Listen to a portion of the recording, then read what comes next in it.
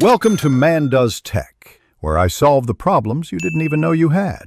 You start by getting essentials set: your VPN account, the client installed, and the single host name you want sent over the tunnel. Once you have the FQDN and its target IP address, log into the VPN client settings. Make sure to note any existing split tunnel policy. This matters because you will add an exception. If you lack the IP, resolve the name now with ENSLOOKUP or DIG so you can use an explicit route. This saves trial and error later. Next, configure the VPN to carry traffic for that one name. If your client supports name-based split tunneling, add the FQDN as an allowed route.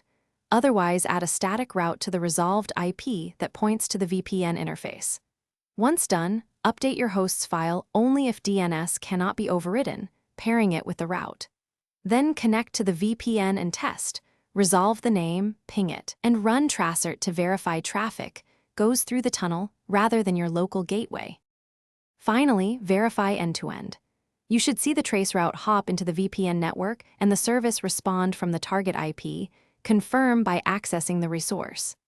If it falls back to the local link, flush DNS caches, reconnect the VPN, and retest.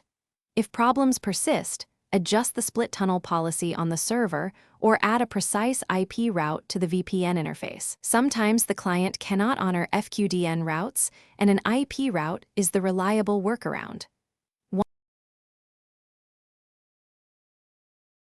Thanks for watching.